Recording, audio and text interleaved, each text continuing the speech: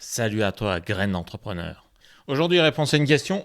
Est-ce qu'il faut vraiment créer une entreprise en France parce que les impôts sont beaucoup trop élevés? J'ai une réponse simple à vous proposer. Il s'avère que moi, je vis en France. Donc, personnellement, je pense que ça va, ça passe. Je développe. Oui, la France a la plus grosse dépense publique des pays de l'OCDE. Donc, c'est le pays riche, entre guillemets, qui dépense le plus d'argent public par rapport à son PIB. Ok, très bien. C'est tout à fait vrai. Mais ça ne veut pas dire que c'est forcément des impôts à destination des chefs d'entreprise. Ce n'est pas les chefs d'entreprise qui payent des tonnes. Non. Déjà, j'ai une bonne nouvelle pour vous, ou pas. Une grosse partie de ces dépenses, c'est de la dette. Donc, ce n'est pas de l'impôt. C'est peut-être de l'impôt futur plus tard, sauf si quelqu'un annule la dette et fout les investisseurs dans la merde. Donc, c'est-à-dire, oui, aussi ton livret A. Ou alors, si y a de l'inflation, etc., enfin, la dette, ça finit rarement bien, mais ça ne veut pas dire que ça finit forcément en impôts. Voilà, première nouvelle. Deuxièmement, ce ne sont pas les chefs d'entreprise qui payent la plus grosse part de cette charge. Non, ceux qui sont les plus taxés en France, ce ne sont pas les chefs d'entreprise, ce sont les salariés riches, entre guillemets, on va dire, ceux qui sont à partir d'un et demi ou 2 fois le SMIC. Ça dépend de leur situation personnelle. Je vais détailler derrière le calcul de l'impôt sur le revenu. Donc, vous verrez bien que ça dépend vachement de votre situation. Donc, ces gens-là sont très taxés, effectivement, parce qu'il y a les charges salariales, il y a les charges dites patronales, mais à la fin, ça rentre dans votre coût du travail. Donc, le patron, il va avoir un raisonnement simple. Si vous lui coûtez 30 balles de l'heure, il va essayer de facturer au client suffisamment. S'il n'y arrive pas, il ne va pas vous embaucher. Donc, à la fin, c'est ton travail qui paye ces charges sociales. Voilà, que ce soit dans la case patronale ou salariale, c'est ton travail qui paye. Donc, oui, c'est toi, en tant que salarié, qui va générer le plus d'impôts. Après, tu payes de l'impôt sur le revenu. Et pourquoi l'État impose autant, on va dire, ces salariés moyens plus? Pourquoi? C'est simple.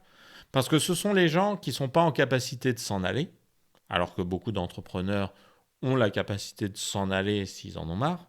Donc s'ils restent, c'est qu'ils trouvent de bonnes raisons de rester et qu'ils trouvent que finalement les impôts, ça passe. Et les salariés, c'est difficile pour eux aussi d'arrêter de travailler. Un salarié pauvre, il va se dire « Ok, je me fous au RSA, je laisse tomber ». Un salarié moins pauvre, il va continuer de travailler et il va râler sur les impôts. Donc l'État les impose. C'est cynique, je sais, mais c'est comme ça que ça marche. Les entrepreneurs, moins. Et je vais vous donner des exemples concrets. Moi, j'ai déjà vu passer ce chiffre, 75%. Et les gens me disent, on paye 75% parce que je paye 30% d'impôts et en plus, je paye 45% de charges sociales. Ça fait 75%. C'est pas comme ça que ça marche. Pourquoi? Premièrement, les cotisations sociales, ce n'est pas 45% de ce que tu vas facturer à ton client que tu payes en charge sociale. Non, c'est 45% de ce que tu te verses à toi. Qu'est-ce que ça veut dire? Ça veut dire pour se verser 100, il faut avoir 145 de bénéfices. Ou autrement dit, ça veut dire environ 31% de ton bénéfice part dans les caisses de l'État.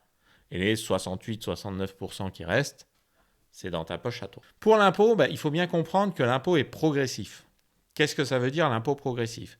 Ça veut dire que les 30% d'impôt, c'est une niche qui existe, il y en a même une autre au-dessus, il y a même une case où tu es à 40% d'impôt, mais tu ne payes pas ces impôts-là sur l'ensemble de tes revenus.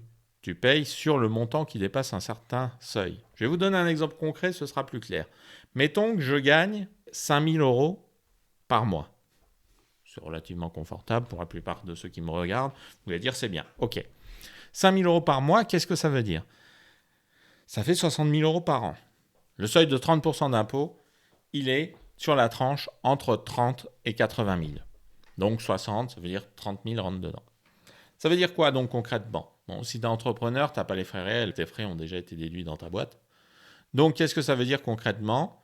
Sur les 10 000 premiers, pas d'impôt. Tu es dans la tranche à 0%. Entre 10 et 30, 11%.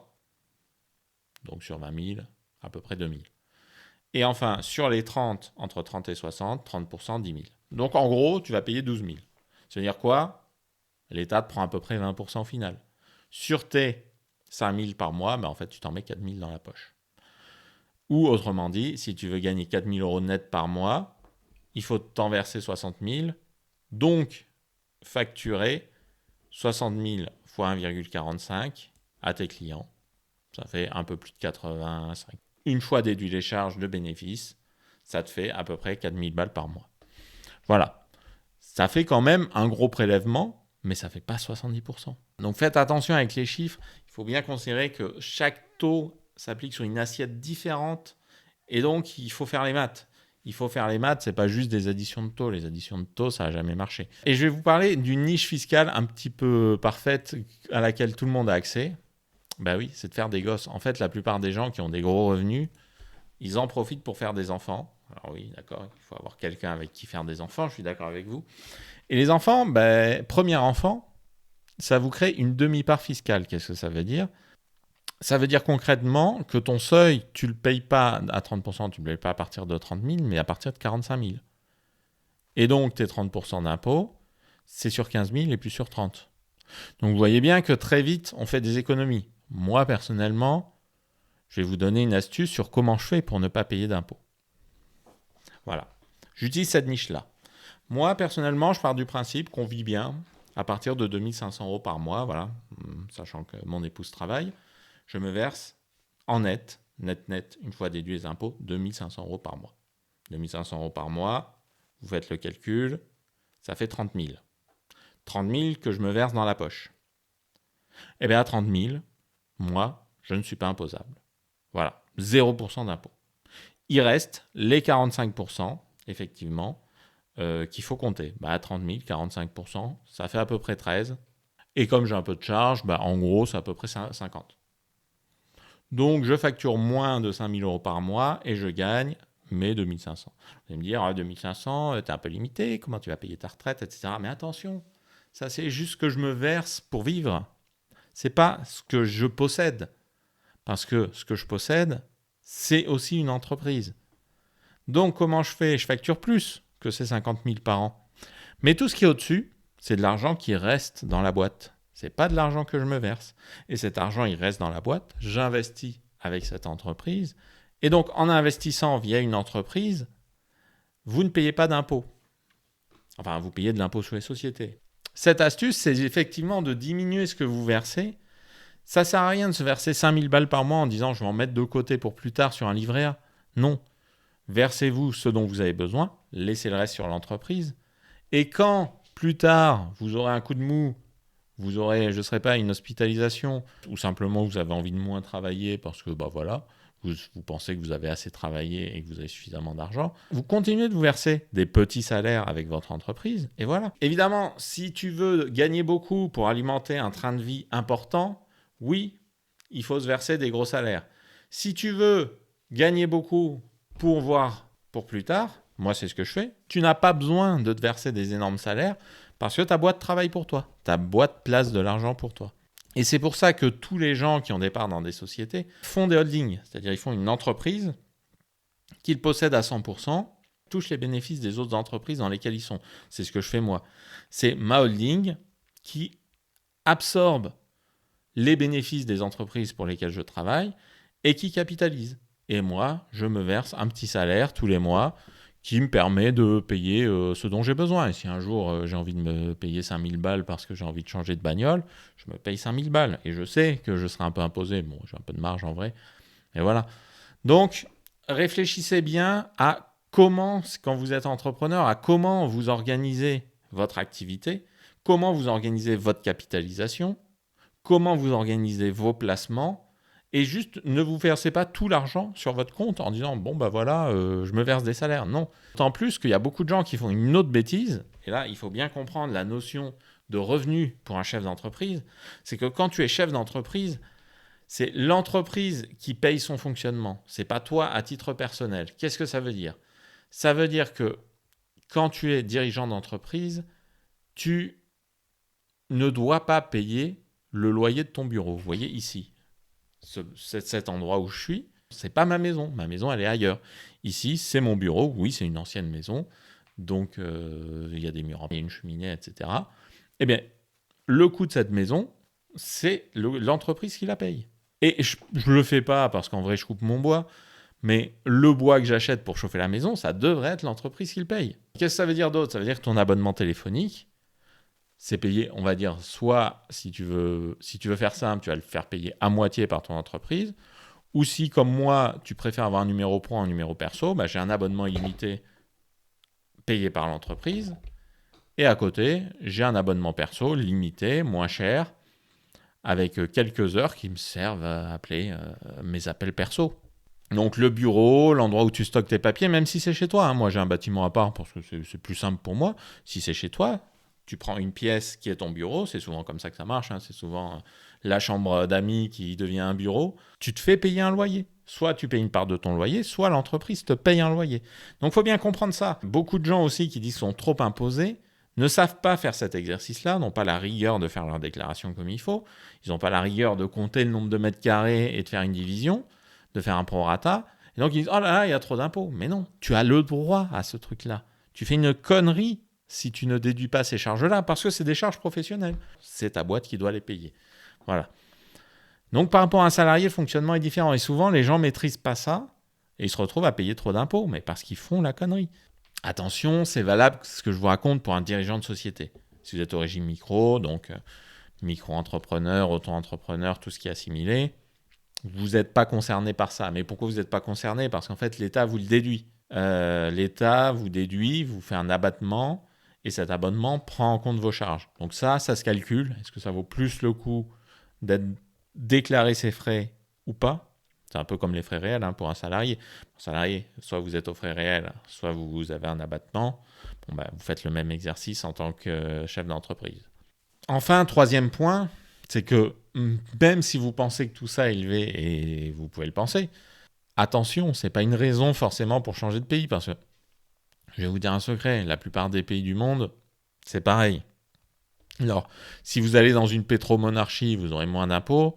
Si vous allez dans certains pays pauvres, vous aurez moins d'impôts.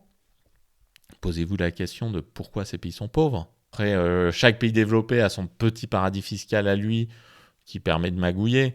Mais avant d'entrer dans ce genre de magouille, profitez, on va dire, des exonérations classiques auxquelles tout le monde a droit. Donc, tout le monde connaît les dons aux associations qui vous permettent de réduire vos impôts. Évidemment, ne faites pas ça pour réduire vos impôts, mais si vous donnez aux associations, l'État vous récompense, profitez-en. Et à titre d'entrepreneur, vous avez des exonérations d'office. Moi, j'ai bénéficié des exonérations parce que je vis à la campagne, je travaille à la campagne, souvent pour des gens à la campagne. T'es demandeur d'emploi, tu as des exonérations pendant quelques années. T'es dans l'innovation, tu as des exonérations pendant quelques années. Tu n'aimes pas la campagne, tu vas vivre dans une cité défavorisée en ville, tu auras une réduction d'impôt. Il y a plein de mécanismes qui existent. Et en plus, il y a des mécanismes d'aide publique, parce que souvent, ce qu'on oublie de dire, c'est que parce qu'on est un pays où l'État met son nez partout, l'État met son nez partout pour des aides. Et donc, il faut savoir aller les demander, parce que vous y avez droit. Donc moi, j'ai bénéficié d'un certain nombre d'aides pour un certain nombre de sociétés. Je ne vais pas dire que j'ai touché plus d'aides que j'ai payé d'impôts, mais j'en ai touché quelques-unes quand même. Et je vais vous raconter une histoire pour finir, c'est comment une fois, sans faire exprès, avec un associé, on a réussi à avoir des impôts négatifs. Bon, c'est simple. Aujourd'hui, vous savez que moi, mon activité, c'est de faire de la gestion de projets logiciels, principalement. Je m'associe avec un gars qui a un projet logiciel, on monte une boîte pour faire des logiciels. Il s'avère que les logiciels s'adressent à des gens qui vivent à la campagne.